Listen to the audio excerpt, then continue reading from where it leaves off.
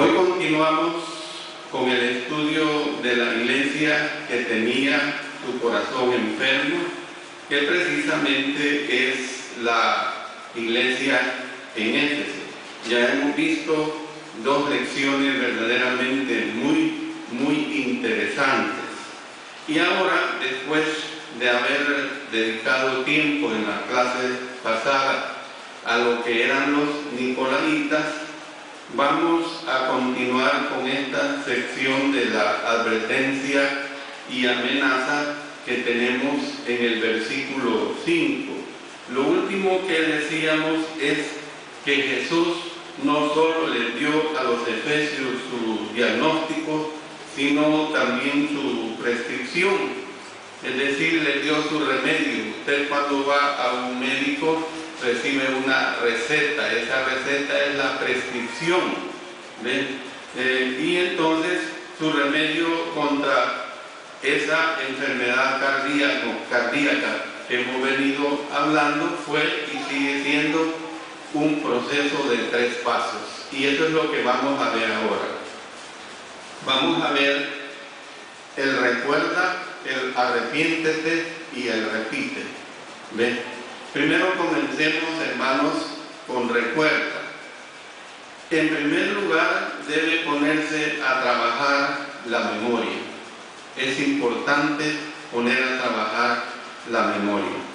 Recuerda, dice que es que en vista de que se usa el tiempo presente, lo que se está diciendo es continúa recordando o guarda en tu memoria. Eso es lo que se está diciendo aquí. Entonces, recuerda, continúa recordando, guarda en tu memoria. Entonces dice, recuerda, por tanto, de dónde has caído. Ustedes recuerdan que hemos usado el ejemplo de una pareja en matrimonio. Aconsejar parejas casadas, lo primero que se hace es pedirles a los esposos que recuerden los primeros días de su relación. La primera vez que se dieron, su primer salida, su primer beso, la ocasión cuando él le pidió que se casaran y así por el estilo. ¿Ven? Les pregunto a una pareja, si yo estuviera aconsejando acerca de cada recuerdo, ¿qué es lo que sintieron cuando esto sucedió? Entonces, si la relación de ellos ha de ser restaurada, deberán primero recordar lo que vieron el uno para el otro. Yo, por ejemplo, a mí, mis hijas me preguntan, y cualquiera de ustedes me pregunta, y yo no tengo pena en decirlo cuando me preguntan, ¿y usted qué le dio a la hermana Silvia cuando se enamoró de ella? ¿Qué es lo que le atrajo? Y yo lo digo por libertad. ¿Ven? Lo mismo ella lo dice, eso es bonito. Yo espero que el hermano Carlos tenga esa actitud con la hermana Morena y viceversa.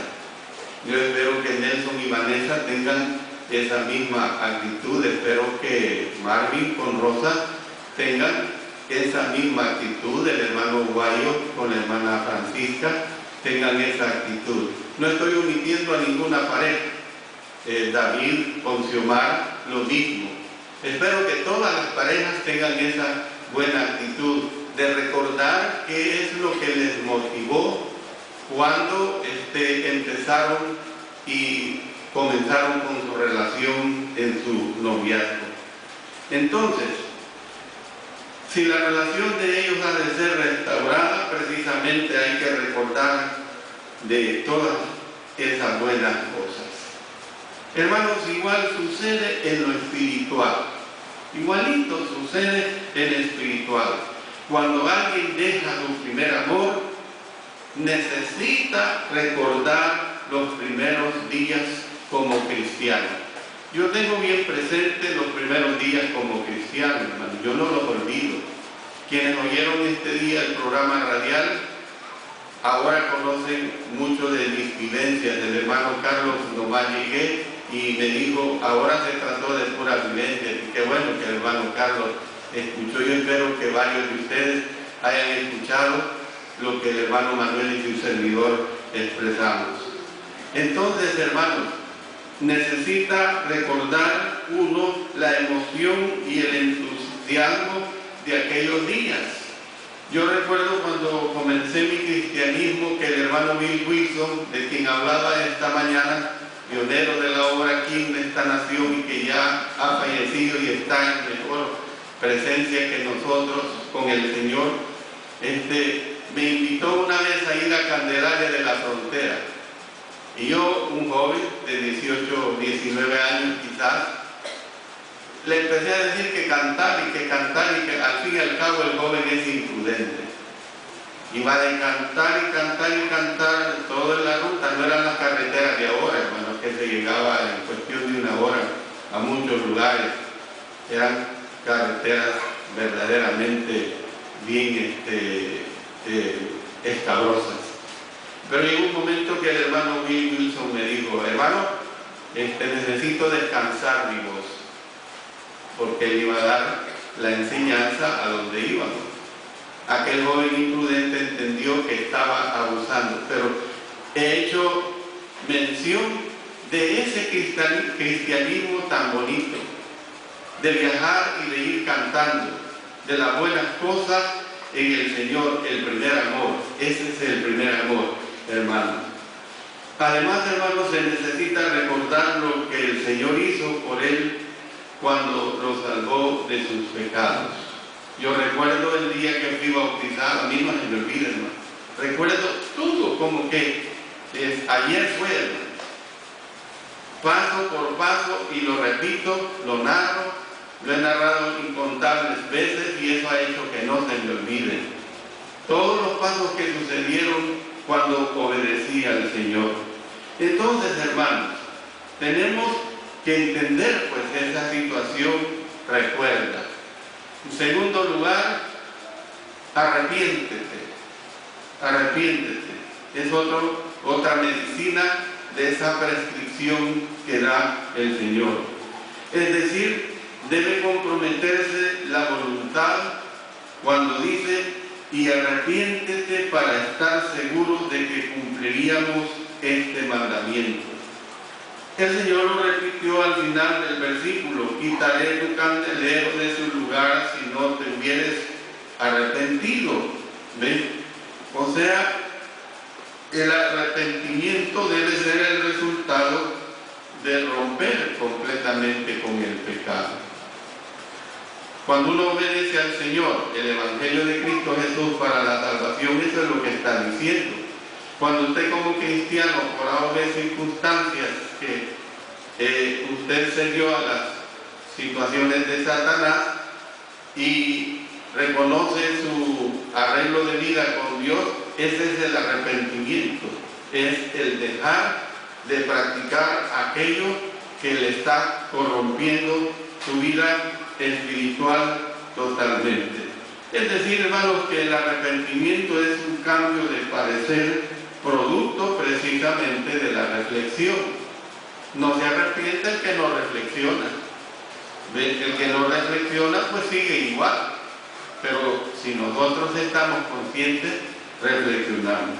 Y cuando reflexionamos sobre lo que hemos perdido, necesitamos reconocer nuestra necesidad y tomar la decisión de cambiar. En las parejas que tienen problemas matrimoniales, se subraya que la condición de su matrimonio no es tan importante como la que piensan hacer acerca de ella. Si verdaderamente una pareja emproblemada desea reavivar esa chispa del amor, esto va a suceder. Pero si no lo desean, no hay nada que hacer. Es como cuando yo he recibido situaciones, yo bien puedo ver que ya están resueltos a hacer lo que ellos ya tienen en mente. Y el consejo mío vale. El consejo mío no importa. ¿Ves? Entonces, hermanos, tenemos que entender pues esa situación. Si realmente nosotros queremos arreglar una situación, tenemos que estar resueltos a que así va a ser. Y si no estamos resueltos a hacerlo, mejor ni pedir el consejo. Hermanos, el verdadero arrepentimiento es producto precisamente de la reflexión y dará como resultado una resolución. Y en este caso, una resolución a hacer todo lo que se pueda con la ayuda de Dios para volver a tener su primer amor. El tercero es repite. De la tercera prescripción que se da en esta receta, repite. Es decir, que deben comprometerse las fuerzas y las habilidades. ¿Qué quiero decir con esto? Miren lo que dice: y haz las primeras obras. ¿Qué es esto, hermano? Es repetición. La vida cristiana es de repetición. Es de que usted repita lo mismo. Por eso es que nos reunimos al menos cada primer día de la semana. Repetimos lo que concierne a la adoración. Imagínense qué terrible fuera que nos reuniéramos una vez al mes. Qué terrible fuera que nos reuniéramos cada 3 meses. Qué terrible fuera que hiciéramos memoria del sacrificio de nuestro Señor Jesucristo y su segunda venida una vez al año. Eso no tiene sentido, hermano. Eso no tiene significado de acuerdo a la voluntad de nuestro Señor. Entonces, nosotros tenemos que entender que la repetición en las cosas de Dios verdaderamente son un antídoto, son una receta para que nosotros caminemos lo mejor delante de Él. Al comienzo puede que esta instrucción, hermanos, suene extraña. Después de todo, Jesús los había elogiado porque no cesaron de trabajar arduamente por Él. Ya lo vimos en los versos 2 y 3. ¿Por qué entonces les pidió que hicieran las primeras obras? Bueno, una vez más, la palabra clave es primero. Y haz las obras que hiciste de primero. Todavía estaban haciendo obras, pero fíjense bien, no las obras que hacían cuando estaban recién convertidos. Nosotros como religiosos, y ocupo esta palabra intencionalmente, nosotros podemos llegar a ser religiosos, pero no cristianos. Una diferencia es ser un religioso con ser un cristiano. Religioso puede ser cualquier persona, porque cualquier persona puede profesar una religión, pero cristiano no. Cristiano se es haciendo honor a la palabra. Un cristiano es precisamente un seguidor de nuestro Señor Jesucristo. ¿En qué se diferenciaban las obras de la iglesia de los Efesios de sus primeras obras? Bueno, tal vez la ilustración que hemos estado usando de la pareja de recién casados pueda ayudarnos a responder la anterior pregunta. Yo le digo, piense en las maneras como estos expresan su amor al comienzo. O sea, ¿quién es esto? Los que integran una pareja, pues. Las parejas que he mencionado ahorita hace unos minutos. Tómela para usted. Palabras llenas de ternura, susurradas a sus oídos, llamadas telefónicas a media mañana, a media tarde y hasta las 10, 11, 12 de la noche. Y no me vayan a decir que no han usado ese sistema, sobre todo hoy, en esa era de los celulares que ya no va a terminar. ¿Ven? Bonito esas atenciones. ¿Ven? ¿Y por qué no llamar a su esposa que tiene 15, yo tengo, creo, 37 años, cumplimos, o vamos a cumplir? ¿Por qué no llamar a su esposa de 37 años a media mañana, a media tarde, para saludarla, para decirle que la quiere? Esas buenas cosas, hermanos, palabras llenas de ternura, palabras que sean agradables, son verdaderamente trascendentales en la relación de una pareja. Desafortunadamente, muchos de nosotros desechamos manifestaciones íntimas como los anteriores pasos con el correr de los años, y como resultado de ello nuestros matrimonios sufren menoscabo. Bueno, apliquemos, hermanos, lo anterior a nuestra relación con el Señor. Cuando éramos cristianos, vuelvo otra vez a ese inicio de la vida cristiana, cuando éramos cristianos recién convertidos y estábamos llenos de entusiasmo, ¿qué hacíamos que era diferente de la manera como nos comportamos hoy? Bueno, puede que llegáramos a los cultos tempranos y con una sonrisa en el rostro. Puede, hermanos, que empleáramos todo el tiempo que nos era posible charlando con los otros cristianos, conversando, teniendo gusto de platicar con mi hermano y mi hermana que nos vemos apenas a los 8 días. Puede que les dijéramos a todos los que conocíamos lo que Jesús hizo por nosotros. Usted, cuanto compañero tiene, amigo, pariente, vecino, usted le hablaba de la palabra de nuestro Dios. Pueda que buscáramos, hermanos, oportunidades de ayudar de una o de otra manera y aceptáramos cualquier invitación a servir. Hoy que el tiempo ha pasado, estas anteriores primeras obras han decaído totalmente. Pueden haberse convertido en tan solo un recuerdo. Yo recuerdo aquellos tiempos, pero no iba de alimentarse de aquellos buenos tiempos. Usted puede hacer que esos primeros tiempos sean de actualidad también. Y nuestro cristianismo puede haber sufrido, como decía anteriormente, ese menoscabo, porque usted lo ha llevado a ese nivel. Bueno, para volver a tener el primer amor, los cristianos efesios debían hacer las primeras obras. El hacer las obras del amor renovaba precisamente la actitud del amor. Y Jesús, hermanos, desea que sepamos que este principio también funcionará en nuestra vida espiritual. En esta relación del matrimonio es la misma relación con la vida espiritual. Esto va a funcionar en esa vida espiritual. Mire, si usted toma en cuenta esto, le doy esta aplicación material. Hoy, después del culto de adoración, como iglesia hemos programado limpiar este edificio.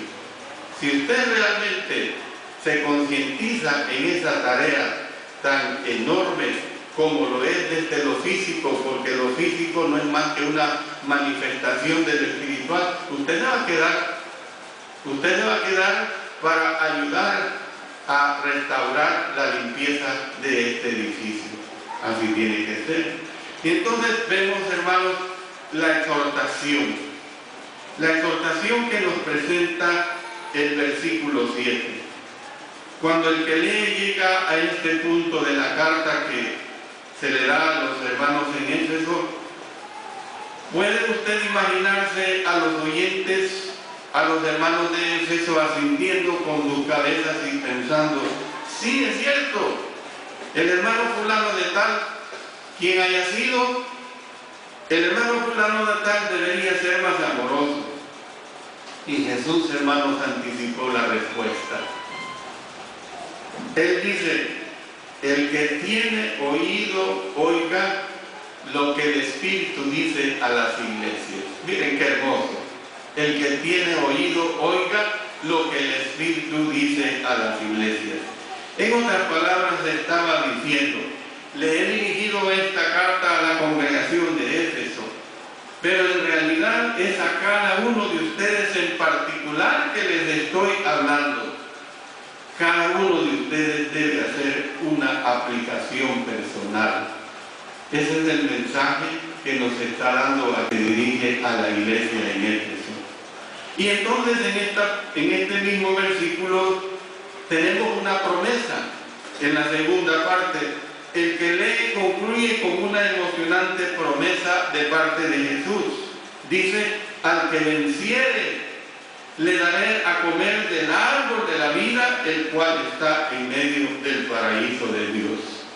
Jesús les había advertido a los cristianos que estaban en Éfeso que a menos que algo cambiara, les guardaba la muerte espiritual. Y eso es lo más terrible, hermano. Eso es lo más terrible. En las próximas lecciones vamos a ver mucho más de esto. No hay cosa más terrible que la muerte espiritual. Ahora les promete que si respondían a su demanda, la vida espiritual sería de ellos. Miles de años atrás los seres humanos perdieron el derecho al árbol de la vida por causa del pecado, cuando Adán y Eva se sometieron a la desobediencia, se sometieron a no acatar las órdenes de nuestro Señor. Jesús dio a entender aquí que tal le iba a ser restaurado a la humanidad.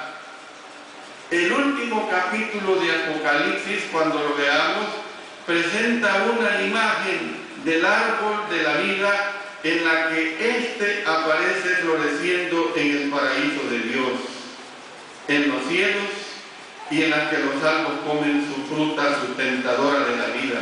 Miren lo que dice los versos 1 y 2 del capítulo 22.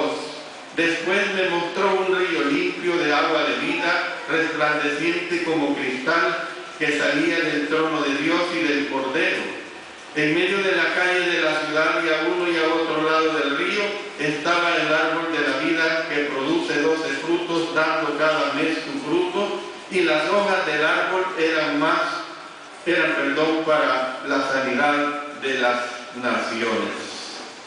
Hermanos, nosotros podemos ver pues que para que los efesios pudieran algún día llegar a comer del árbol de la vida, debían primero reavivar la llama del amor. Debían primero reanimar, las llamas del amor. Esto nos pasa a nosotros. Aquí habla de la palabra venciere, de este versículo, procede de la forma verbal de la palabra griega que se traduce por victoria.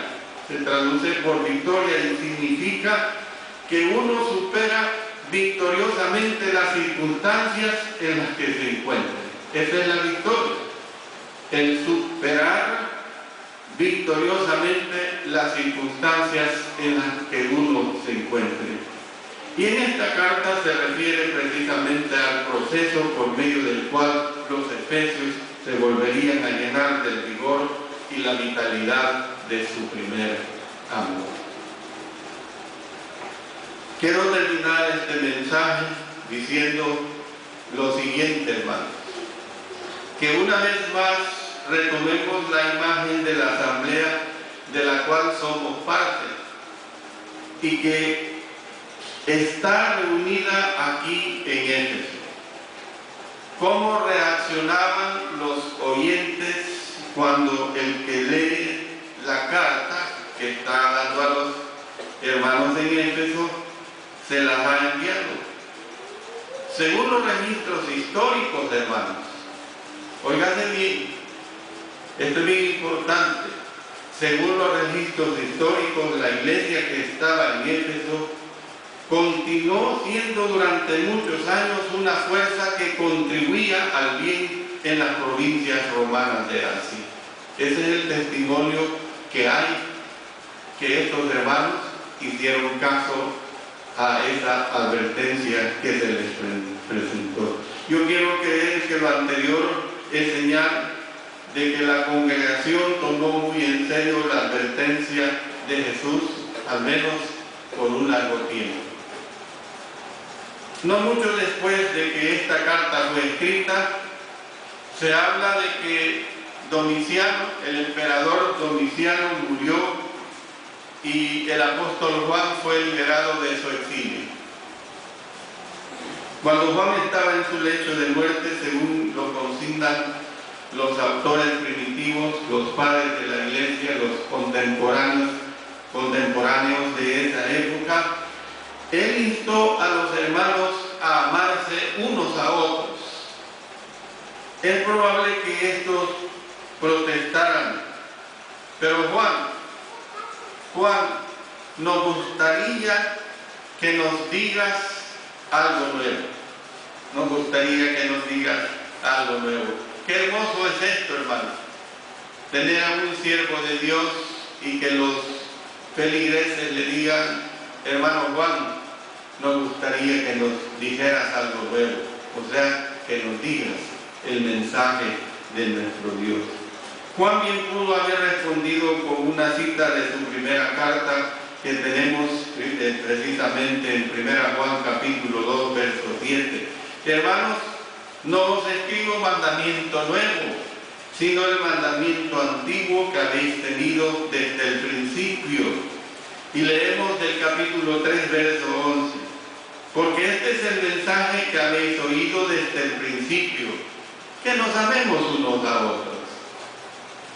La carta a la iglesia que estaba en Éfeso resulta una de las más inquietantes, hermanos, pues obliga a examinar los motivos para servir al Señor. Qué bueno examinar los motivos reales y espirituales para servir a nuestro Señor. ¿Por qué vivo de la manera como vivo? Son una de las interrogantes que nos podemos hacer. ¿Sirvo al Señor porque lo he hecho por tanto tiempo que ya se me ha convertido en un hábito? ¿Cuál es el real motivo que yo tengo para servir a nuestro Señor? ¿Doy culto a Dios movido por un sentido del deber? ¿Les ayudo a otros esperando que me alaben? ¿Obedezco a Dios y a sus mandamientos porque lo amo a Él y a su causa? Usted tiene las mejores respuestas para cada una de estas interrogantes. Lo cierto es que no hay problema espiritual, hermanos, más difícil de detectar que el corazón enfermo. El corazón enfermo espiritualmente hablando es terrible. También, por eso digo que es cierto que ningún otro problema espiritual, hermanos, es tan peligroso precisamente para la salud espiritual. Si un corazón lesionado no es reparado, hablando del corazón físico, la ciencia hace 30 o más años evolucionó cuando se dio la primera operación de corazón abierto, que fue todo un éxito. Conozco hermanos que han sido operados de corazón abierto. El hermano Luis Flores Arriola, que es contemporáneo a mí y que todavía tiene una buena vida físicamente hablando y no digamos espiritualmente. Si un corazón lesionado no es reparado, es inevitable la muerte, hermanos. Y la carta a la iglesia que estaba en Éfeso es un llamado que nos dice: es hora de ir al gran médico. Es hora de ir al gran médico para que nos haga un minucioso chequeo de nuestro corazón, hablando precisamente en lo espiritual. Es posible que usted haya dejado su primer amor. Si así ha sido, hoy es el día de comenzar a reavivar esa chispa del verdadero amor, de ese primer amor que está a punto de apagarse en su corazón. Hágalo antes de que sea demasiado tarde. Felicito al hermano Segundo, felicito a la hermana Emilia, porque ellos, sabiendo perfectamente bien sus fallas espirituales, han pasado aquí al frente para ponerse a cuentas con el Señor y con su iglesia. Y eso es lo que tenemos que hacer, ponernos a cuentas con el Señor. Usted lo sabe, yo no lo sé, Dios sí lo sabe. Usted tiene que entender esa situación muy espiritual.